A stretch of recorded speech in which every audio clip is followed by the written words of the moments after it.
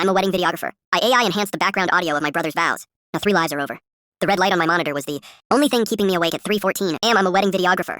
I spend my life staring at the happiest days of people who usually hate each other by the time the deposit clears. But this was different. This was my brother's wedding. I was leaning into the screen, wearing headphones that cost more than my first car, using a new AI audio isolation tool. My brother Mark has a habit of mumbling, and my new sister-in-law Sarah insisted that their sacred vows be crystal clear for the final edit. I isolated the track. I scrubbed past the in-sickness and in-health part.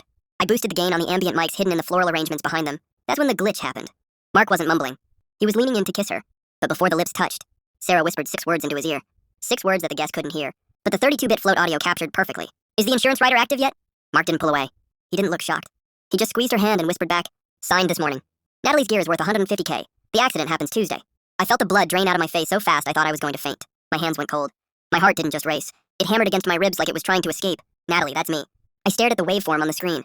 It looked like a jagged mountain range. I hit play again, praying I had misheard. But then I heard a third voice. A voice coming from the best man, Mike, my best friend. Tyler, he whispered from 2 feet away. Don't mess it up. Mark, my debt collectors don't wait until Wednesday. I didn't move for 10 minutes. The silence of my studio felt like a physical weight pressing on my chest. I looked at the 3 of them on the screen, frozen in a 4K frame. Mark, my only brother. Sarah, the woman I'd welcomed into the family. Tyler, the guy who gave the toast at my college graduation. They were all smiling. They looked like saints. I'm a tech geek, but I'm also a business owner. I know exactly what Natalie's gear is. It's a custom-built red V-Raptor camera, 3 Cinema Prime lenses, a heavy-duty drone, and a mobile editing suite. Total replacement value, $152,000. I checked my business insurance policy on my phone. 2 weeks ago, Mark, who works as an assistant at my insurance agency, had called me. He said he'd found a loophole to lower my premiums if I added him as a secondary equipment manager. I'd thanked him. I called him the best brother in the world. I checked the policy updates. He hadn't lowered the premiums.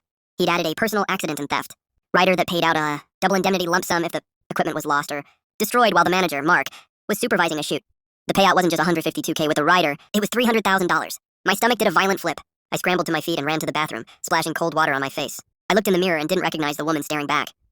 My phone buzzed on the counter. A text from the wedding recovery group chat. Sarah, 3:32 a.m. Hey Nat, hope the footage is looking amazing. Mark and Tyler want to help you film that climbing sequence at the Gorge on Tuesday for the promo video. We're so excited to help you grow the business. The climbing sequence.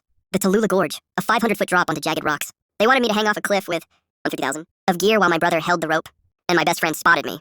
I looked back at the AI-enhanced audio logs. I noticed a file. I hadn't opened yet, the prep room audio from the morning of the wedding. I clicked it. The first thing I heard was my brother's voice, cold and laughing. She's so desperate for family that she'll literally walk off a cliff if I ask her to. It's almost too easy.